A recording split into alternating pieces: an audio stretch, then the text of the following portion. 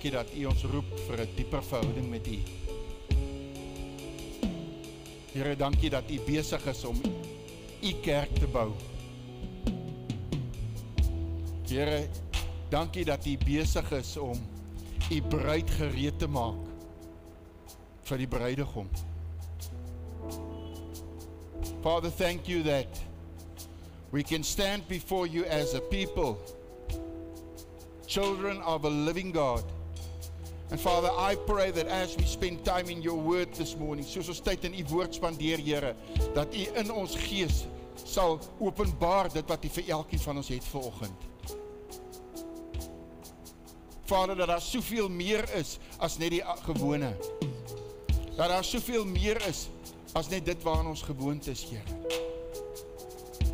And Father, that You are drawing us closer to You in these times. In these times where we know, Father, that this world can't give us what we need, Father, but that we need to draw from You. Draw from You as that revelation, that vision of the well, of the living water, the purple water, royalty. En Vader, ek bid dat soos ons nou tyd in die woord sal spandeer, Here, dat U net U wil in elkeen sal openbaar. In Jesus naam bid ek dit. Bid dit in Jesus naam. Amen. Amen. Dankie julle.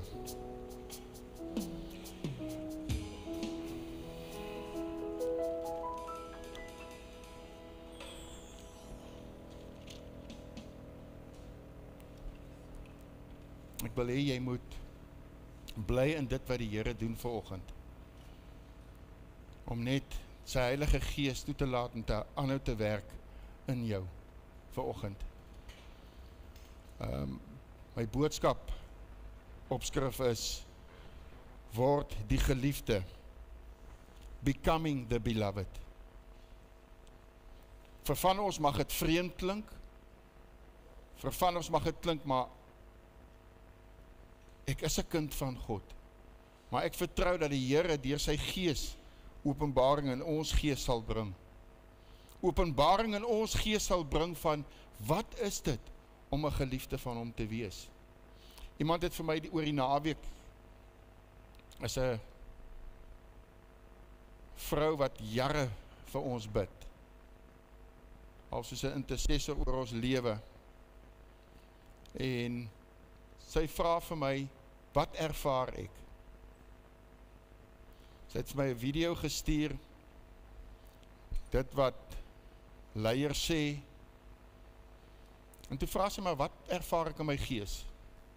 Sê ek net vir haar, in kort, ek ervaar werklik dat die Here besig is om skape van skape te skei. Dat hy werklik besig is, that the Lord is busy bringing us into a deeper love relationship with Him as children of God, and some will accept it and some won't accept it. Dit was in kort my boodskap wat ek vir haar gestuur het. Ek ervaar net tyd is min om tyd te mors met die Here, met die dinge van God, met sy woord. I really sense time. There's not much time. En wanneer ons na ons eie lewe kyk, besef ons dat daar areas in ons lewe is wat restaurasie nodig het. Dat daar areas in ons lewe is wat genesing nodig het, wat eintlik vernuwing nodig het, areas in ons. And I really sense God is delivering us and setting us free in order to bring us into our destiny and into our calling and purpose in Him. I really sense it. As I spend times with God on my own, I really feel how He's drawing me closer, and it's as if I want to spend more time. En dit gaan nie oor my nie, hier gaan dit oor Jesus, hier gaan dit oor hom. It's all about him, what he is busy doing, and that's what he's calling us as his children for. Vanoggend gaan ek so 'n bietjie deel uit die boek Hooglied. Yay! Song of Songs. The book Song of Songs. The Song of Solomon is the heartbeat of Christ. The bridegroom to the church. So you see where I'm going to. You see how the Lord is leading us. And when we look at Isaiah, he also speaks of the bridegroom and the bride. It's so interesting. Let's read Isaiah 62 verse 5. As the bridegroom rejoices over the bride, so shall your God rejoice over you. As the bridegroom. Waar is die getrouwdes hier so? Where's the married people in this place? Hoog, hi, put your hands up high, I want to see. Die kinders help die ouers. Think back. Jammer nou eers vir die ander.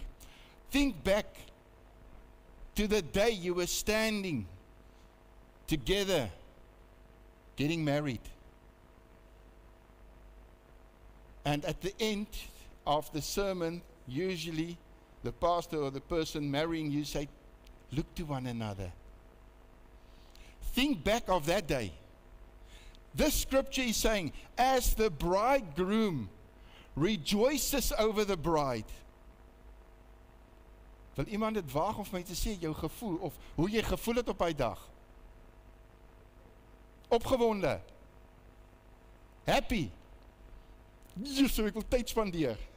Alleen met jou. That's how you felt. Or still feel. And the scripture is saying, that is how God rejoice over you. Dis hoe hy oor jou voel. Soos 'n bruidegom oor sy bruid. Ek wil vir jou vanoggend vra, wat 'n beeld het jy van God? What image do you have of God? It will be different from the person next to you, or in front of you, or behind you. What image, wat 'n beeld het jy van God? Ons beeld van God word baie keer gevorm op hoe ons groot geword het. Dalk in die kultuur wat ons groot geword het. Dit vorm ons beeld van hoe ons God sien. Hoe my pa, my ouers, hoe hulle was in die huis. Dit vorm 'n beeld van God, hoe ek God sien. So as I see my parents, my father, I sometimes say, but okay, then this is how God should be, or must be. God revealed himself in different ways to his people, right through scripture. As we read scripture, he showed himself to people on different ways. Moses was gelukkig om bietjie nader te kom as baie ander.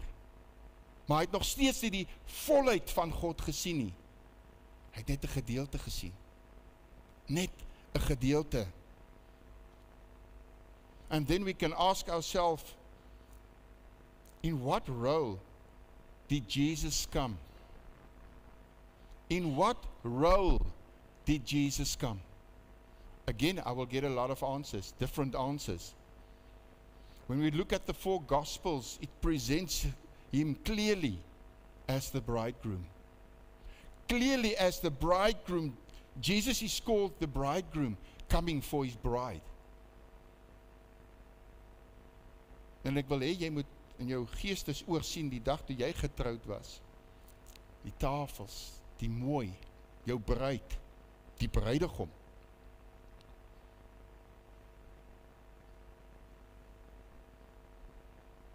Jesus is called the bridegroom because that includes a love that is fresh, a love that is exciting.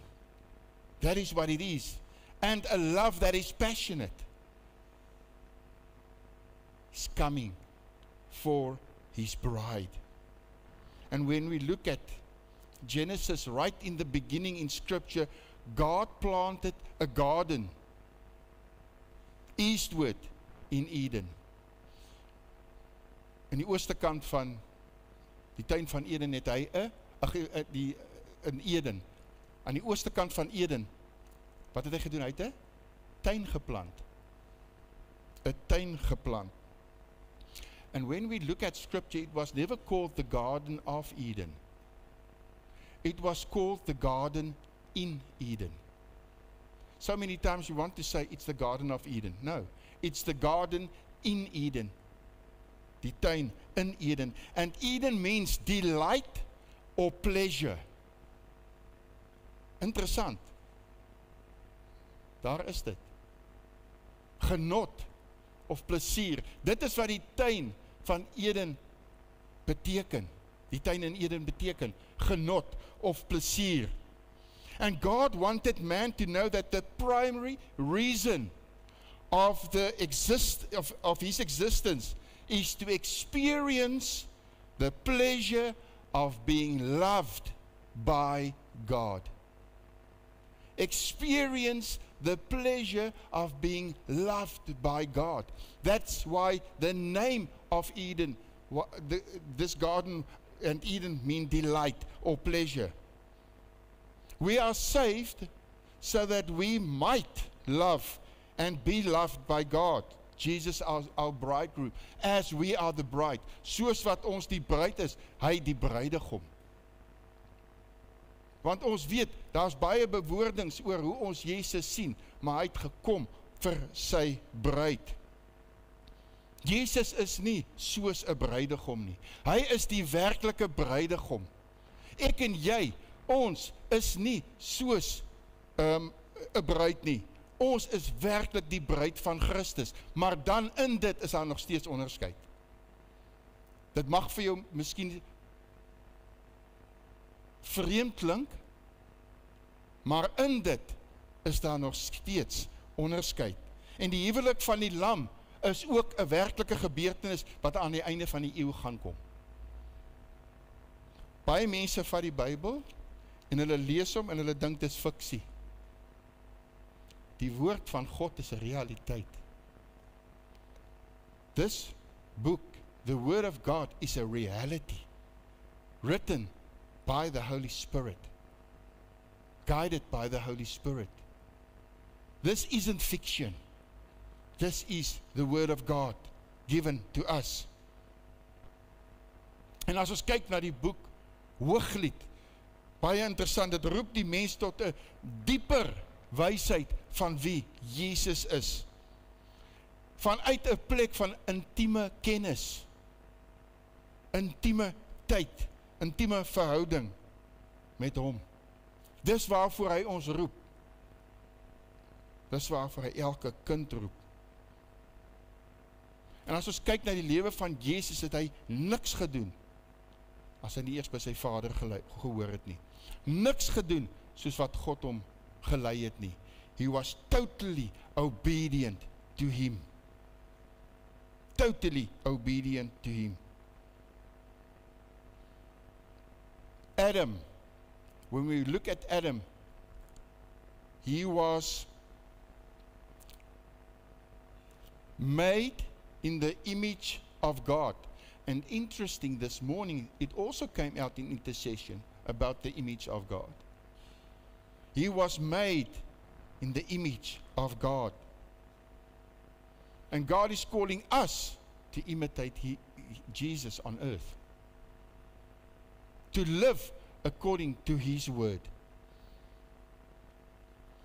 And when God created Eve, this is for me to think the Lord so loved us, and he knew exactly what we needed as a people when we are grown. He put Adam into a deep sleep. We all know that scripture. We all know it. Genesis 1:21. And what God did, he made an opening on the side of Adam. took out a rib. And what did he do? He formed the woman. He formed her for Adam. And from that opening in his side, blood spilled to the ground. It was the price he would pay for his bride.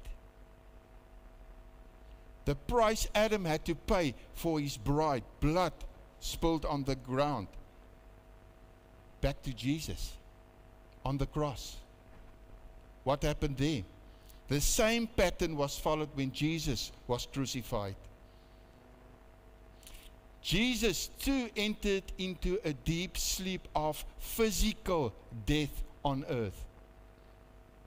You can read that in John 19 verse 34. Then the Roman soldier thrust his spear into his ribcage. What happened? Blood and water came out, spilled on the ground. Price to pay for his bride. God so loved us that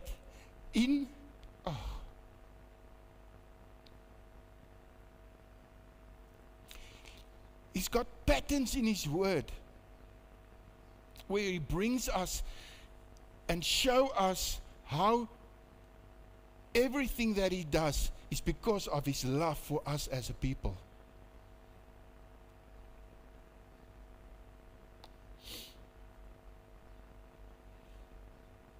The calling to become the beloved is not a call to be saved. That's something different.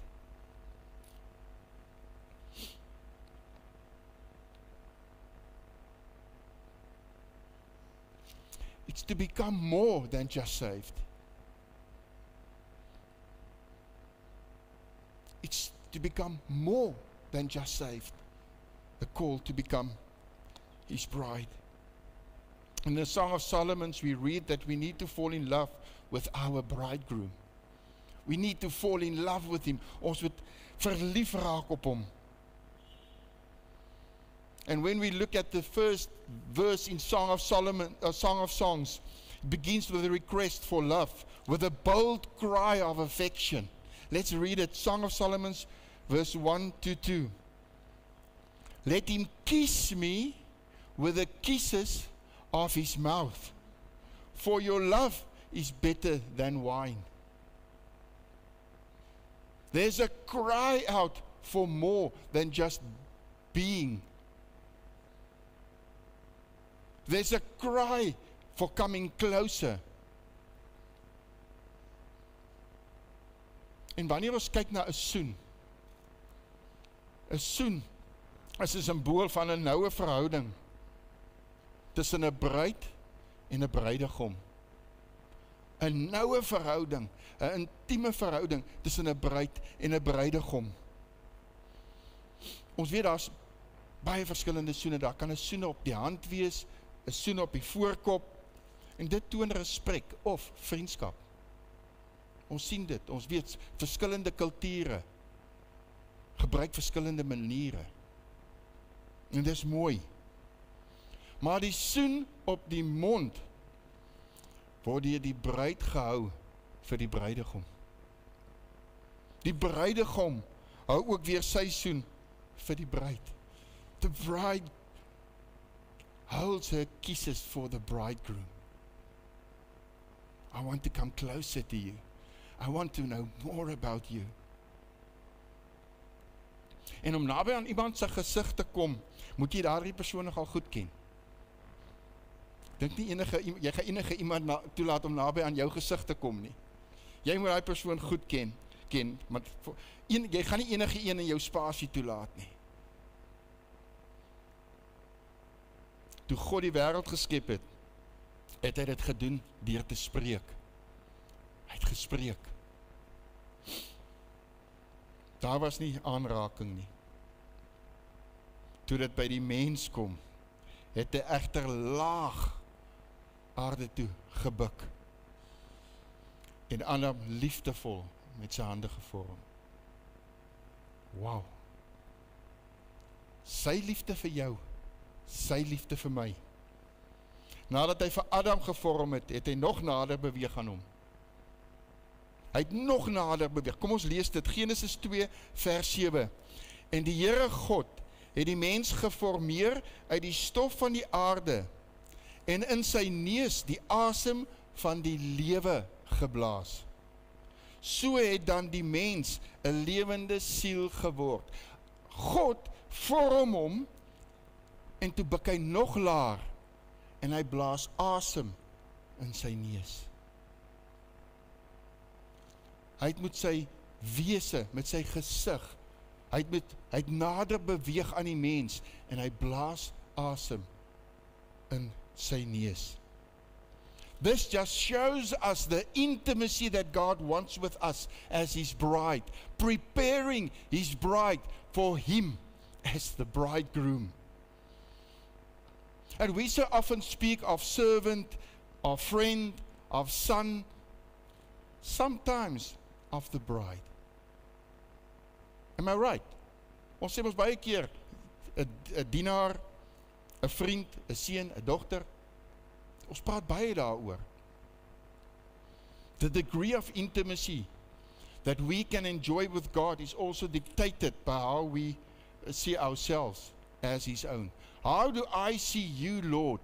And that's how we perceive ourselves, and that's how we see ourselves in relation to Him. We may see ourselves as a servant.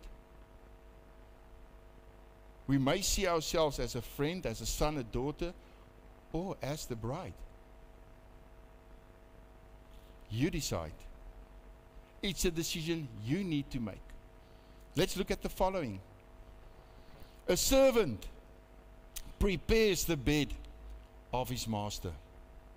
That's what a servant does. He prepares the bed of his master. A friend may sit upon the bed of a friend. A son may sleep in the bed of his father. But look at the bride. A bride's bed is a bed of intimate communion. Jesus, as the bridegroom, calling us as His bride to come closer. I want to have intimate communion with you. I want to reveal myself to you. I want to spend time with you.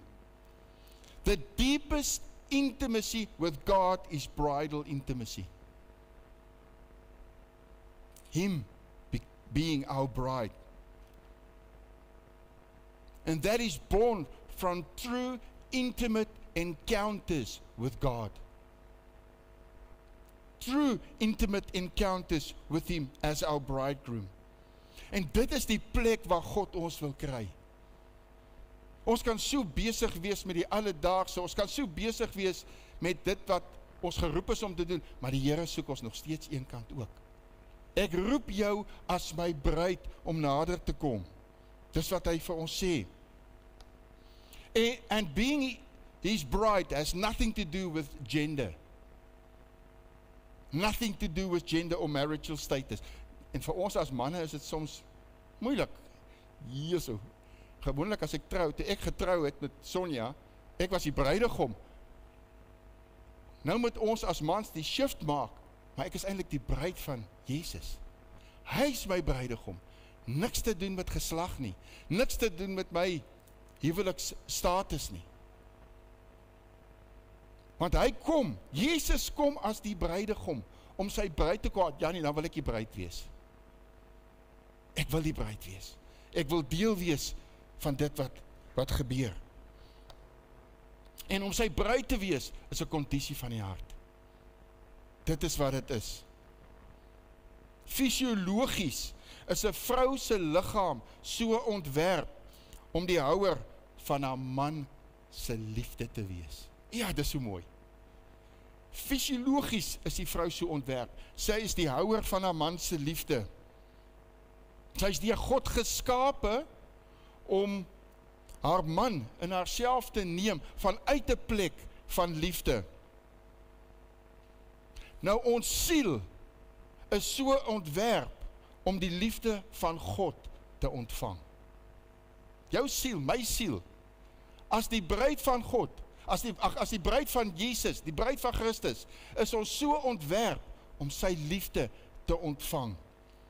En in die ontvangs van sy liefde word ons in staat gestel, iets gebeur in ons, om ons liefde weer aan hom terug te gee.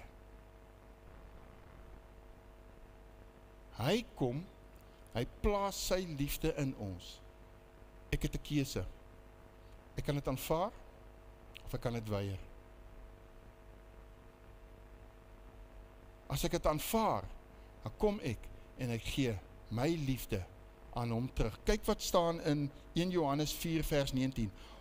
Ons het hom lief, omdat hy ons eerste lief gehad het. Baie keer sal mense sê, ja, maar jy moet die Here lief hê, want dit en dit en dit.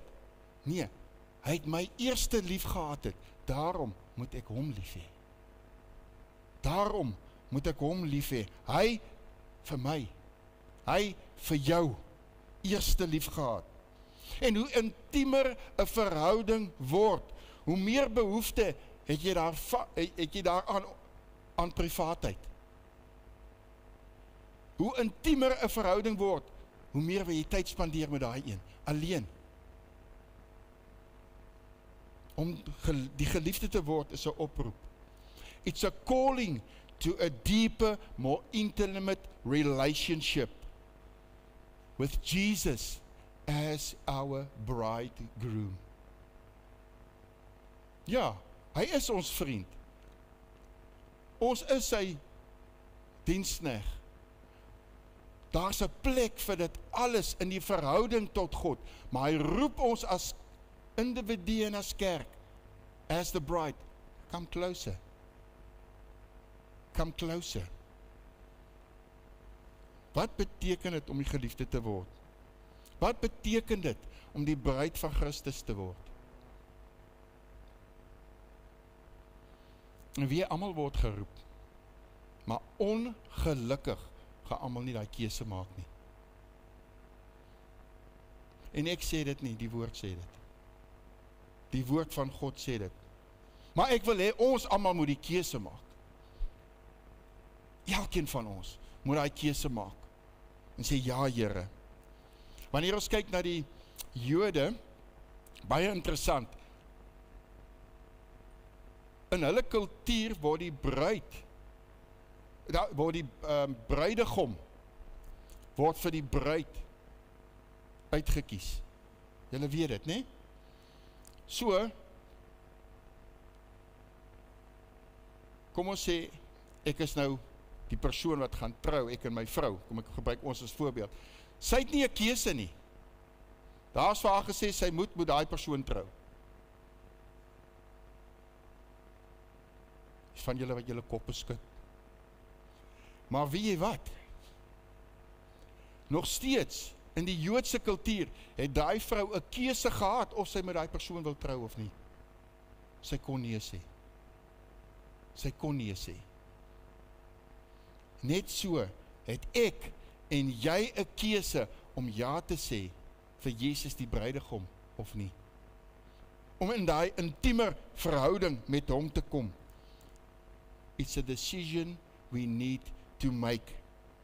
And as we make that decision, we become the beloved. We become the beloved by simply receiving the love He offers us freely. It's a love relationship between us as the bride and Jesus as the bridegroom. And when Jesus called us and declared us to be His bride, that and that alone became the validation of our worth. He makes us the object of His love. He makes us the object of His love, and that is His choice. His choice and not ours. And in that, we need to learn how to live, loved as the bride of Christ. as die bruid van Christus. En hoe doen ons dit? Romeine 12 vers 2. And do not be conformed to this world, but be transformed by the renewing of your mind. For me as a man, thinking I need to be a bride, the bride of Christ, you need to make a mind shift, and change in your heart must happen. Daar moet verandering in ons hart plaasvind. Om te besef, ek is as die bruid van Jesus. Aanbiddingspan kan vorentoe kom asseblief. Ek gaan dit in Afrikaans ook lees. Romeine 12 vers 2. En word nie aan hierdie wêreld gelykvormig nie, maar word verander deur die vernuwing van julle gemoed. So verandering moet plaasvind. Verandering moet plaasvind. And becoming the beloved requires the rebuilding of the way we think.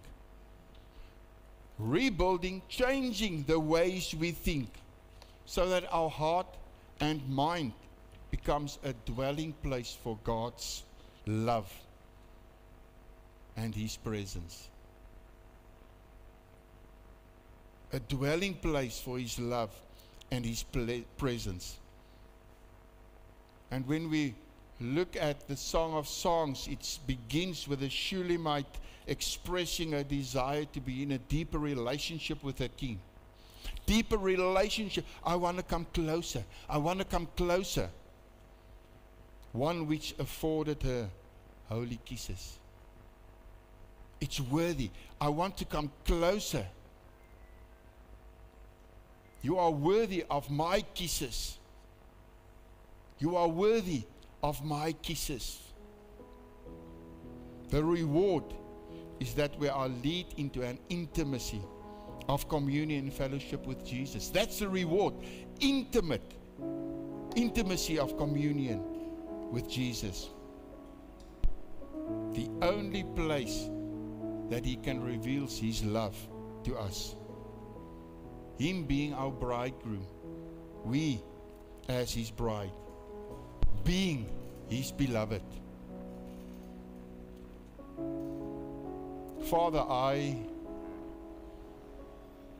thank you, Lord,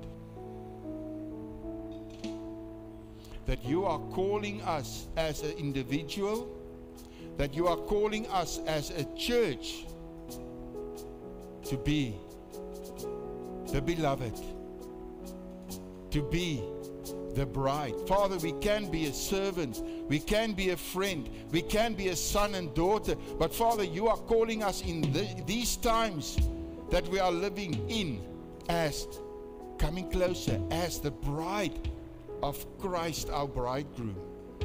And Father, I pray that you will help us to make that change within our minds, but most importantly within our hearts, Lord. That we will make ourselves ready for you as the bride. Father, where you showed us in Genesis what you have done with Adam, how you brought his bride to him, where blood has to be spilled for his bride to be made by God. And in the same way, in John, where we read how Jesus paid a price for his bride. Father, in that we want to thank you for the love that you have for us as your children. A love that surpasses all our understanding. But Father, I pray that you will help each one of us to make us ourselves ready for you. Make ourselves ready as the bride of Christ, our bridegroom. And I pray this in the name of Jesus. Amen.